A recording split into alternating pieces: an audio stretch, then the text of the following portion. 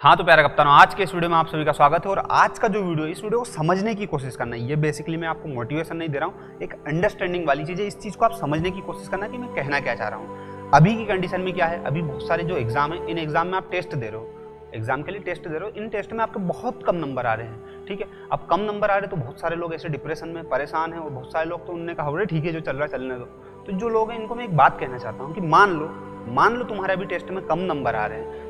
एक चीज जो मैं बता रहा हूँ, बहुत गहराई से, बहुत शांति से, तरीके से इसको सुन लेना, क्योंकि बहुत गहरी बात बता रहा हूँ मैं आप लोगों को। ये मोटिवेशन नहीं है, ये अंडरस्टैंडिंग है। अगर तुम्हारे अंदर थोड़ा भी विवेक होगा तो तुम इस चीज को वाकई में झेलोगे कि हाँ यार भैया तुमने बात तो सही कही है। और मैं गलत चीजें नहीं बोलता हूँ, क्योंकि मैं बोलने से पहले 10 बार सोचता हूँ, मुझे पता है मैं क्या बोल रहा हूँ एक्चुअल में। ये जरा सी चीज़ है, क्योंकि मुझे बहुत सारे जो बिगनर लोग हैं वो फॉलो करते हैं यार। मैं नहीं चाहता कि मेरी वजह से किसी का भविष्य बर्बाद हो, स्पष्ट बात तो ये है। तो ठीक है, अभी मान लो कि तुम्हारे बहुत कम नंबर आ रहे हैं किसी भी एग्जाम में। फॉर एग्जाम्पल अगर पटवारी का टेस्ट दे रहे हो उसमें, या फिर पीएससी में, या फिर कहीं भी किसी भी एग्जाम में आपका बहुत कम नंबर आ रहे हैं, तो थोड़ी देर के लिए आप सोचो। मैं आपको एक चीज़ बताता हूँ। आज एक काम करते, कंपेरिजन का लोग मना करते, पर अपन कंपेरिजन कर लेते हैं दो लोगों के बीच में। आज एक आपके बीच में, आपके बाप के बीच में कर लेते हैं ना। भैया हमारे बाप को बाप कहती तो बाप को बाप ही बोलता है। ठीक है, आगे बात समझ। अब तुम हो भैया, तुम्हें एक टारगेट में दे रहा हूँ कि 200 नंबर में से आपको कितने लाने हैं भैया, जितने भी तुम ला सको उतने लाने हैं 200 में से। और इधर इनको एक टारगेट दे रहा हूँ कि हर महीने 10,000 रुपये आपकी औलाद को पहुँचाने हैं। कहाँ पे? इंदौर में। क्यों? क्योंकि ये पढ़ रहे हैं पढ़ाई की, पटवारी की, IAS की, इनकी पढ़ाई कर रहे हैं। ठीक है, दोनों को मैंने एक टारगेट दिया है। अब टारगेट में आपके नंबर 100 आ रहे हैं तो आपका स्कोर भी आधा ही है कहीं ना कहीं। जैसे पटवारी का भी दे ही रहे होंगे तो किसी के 110, किसी के ऐसे आ रहे हैं, 200 में 200 किसी के नहीं आ रहे होंगे। और अधिकतर इंडिया में यही कंडीशन है कि अगर 10,000 खर्चा आ रहा है बेटे का तो बाप सक्षम नहीं होता इतना पहुंचाने में। ये वास्तविकता। किसी का भैया हमारे पहुंचा देते तो तुम्हारे लिए है ही नहीं है वीडियो, फिर आगे बात समझने तो नहीं पहुंचाने में सक्षम नहीं है। वो भी 5 ही पहुंचा पाते, 4 पहुंचा पाते हैं, इसके बावजूद भी पहुंचाते हैं। ठीक है, अब दोनों में एक चीज आप देखना कि टेस्ट आपका भी था, इनका भी था, पर तुम्हारे टेस्ट में क्या होगा, तुम्हारे टेस्ट में टेस्ट कितने दिन चलेगा? पटवारी के एग्जाम तक नहीं भैया, हम तो जब तक जॉब नहीं लगे जब तक चलेगा। ठीक है, पटवारी के एग्जाम के बाद आपको 2 महीने 3 महीने का टाइम तो मिलेगा ना एटलीस्ट। सुस्ता लोगे, घर चले जाओगे, रिश्तेदार के यहाँ चले जाओगे, कुछ तो कर लोगे, फिर दूसरी बार तैयारी करोगे। ठीक है, इनको कभी टाइम मिलता है क्या?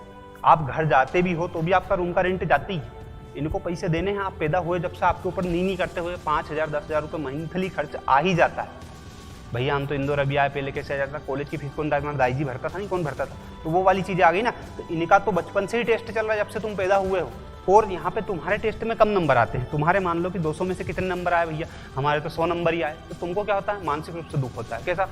तुम्हारे को यहाँ कोई शारीरिक दुख नहीं होता है। हाथ पैर दुखते हैं क्या टेस्ट में कम नंबर आते? तो कि आज तो हाथ पाँव बहुत खुल रहे हैं यार, ऐसा लगता है धुंधला सा, अरे यार क्या हो रहा है अपने को, मतलब मन नहीं लगता है, डिप्रेशन में चले जाते हो बेसिकली देखा जाए तो। इधर क्या कंडीशन होती पता है? तुम खुद सोचो, तुमको अगर आदमी 10,000 मांग रहे हो तुम पापा से और वो 5 ही पहुंचा पा रहे हैं, तो उनको बोलने में कितनी शर्म आती होगी अपने आप पे, यार बेटा मैं नहीं पहुंचा सकता। पहली बात तो ये, तो उनको मानसिक रूप से कितना दुख होता होगा, मानसिक रूप से तुम अंदाजा भी नहीं लगा सकते। तुमको तो कुछ इतना सा होता होगा, उनको कितना होता होगा।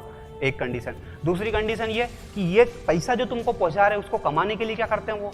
अब किसी के पापा मजदूरी करते होंगे, जो कि बिल्कुल सत्य है, करते ही होंगे, और किसी के अपने ही खेत में काम करते होंगे, तो वो भी एक तरह की मजदूरी हो गई है, क्योंकि अपना खेत भी कोई सोना चांदी तो है नहीं कि वहाँ जैसे खदान में उठा के काम तो यही होता है ना बेसिकली। तो उनको मानसिक रूप से तो दुख अलग ही होता है, शारीरिक रूप से कितना होता है उसका अंदाजा भी तुम नहीं लगा सकते।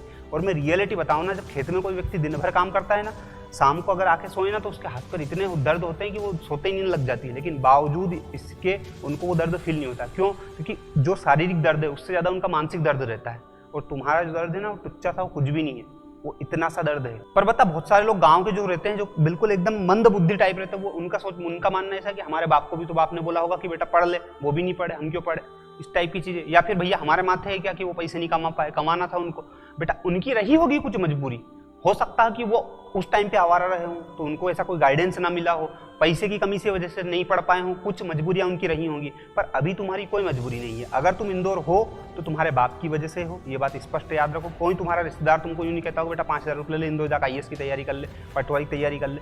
जो हो तुम्हारे बाप की वजह से हो, उनकी बाकायदा इज्जत करो, मेरा ये कहना है। और उनके दुख को समझो, क्योंकि वो मजबूर थे पर आप नहीं हो। आपको सारी सुविधाएं उन्होंने दी है, जितनी वो दे सकते थे औकात से ज़्यादा ही देने की कोशिश करी है और देते रहेंगे।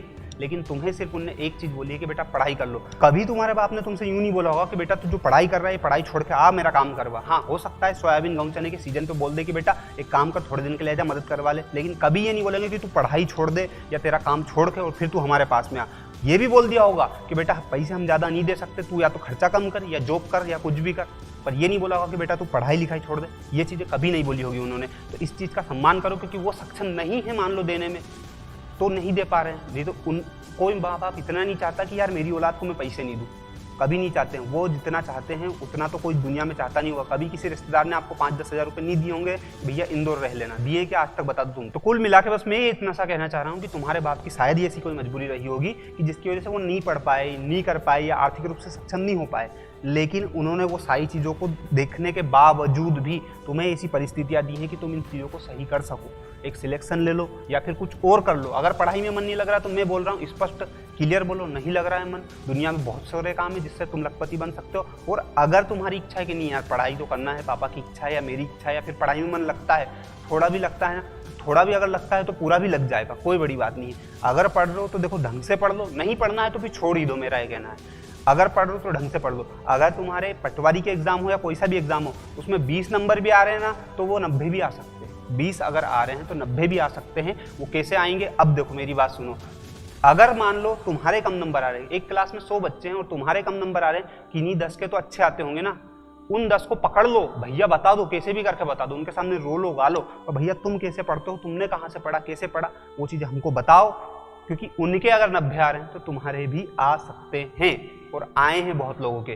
तो वो एकमात्र तरीका है, वो सिर्फ तुमको सीखना पड़ेगा। और ये तुम्हारे पास ऑप्शन नहीं है कि तुम उनसे पूछो कि नहीं पूछो, नंबर ज़्यादा लेके आओ कि नहीं आओ, लाना ही है, सिलेक्शन लेना ही है, आज नहीं तो कल लेना है। क्यों? क्योंकि ये तुम्हें डिसाइड करना है कि कोई तुमसे मिलने तुम्हारे बंगले पे आए कि आज भी उसी घर में आए, ये तुम्हें डिसाइड करना है। ये तुम्हें डिसाइड करना है भैया कि कोई तुम्हारे यहाँ पे खाना बनाने वाली बाई आए या फिर ज़िंदगी भर तुम्हारी माँ ही बनाए, क्योंकि ये चीज़ तुम ही डिसाइड कर सकते हो। अगर तुम्हारे घर में अभी तुम पढ़ रहे हो, मतलब तुम्हारे ऊपर कितनी जिम्मेदारी उम्मीद है, तो ये जिम्मेदारी जो उम्मीद है, इसको तुम कहीं पे भी किसी भी चौराहे पे बैठ के बीड़ी सिगरेट तंबाकू गुटखा खा रहे हो, खाओ, मैं उसका नहीं कह रहा हूँ, क्योंकि मेरे कहने से अगर रोकते ना तुम तो फिर पता नहीं क्या हो जाता। वो कर रहे हो जो करो, लेकिन वो बुराई के साथ कुछ अच्छा भी कर सकते हो। और वो अच्छा ये कर सकते हो कि जो पढ़ाई तुम कर रहे हो ना, उसमें या तो इफर्ट डालो, इतने इफर्ट डालो कि हाँ वाकई में अपने आप को लगे, जब कांच में देखो तो गर्व महसूस हो, उन्होंने कहा यार मेरे बाप ने मेरे को पैसा लगाया है, गलत नहीं लगाया है, वो चीज़ें। या फिर छोड़ दो, कम से कम 5,000 रुपये महीने के भी अगर बचेंगे ना, तो वो आदमी सुख से सोएगा,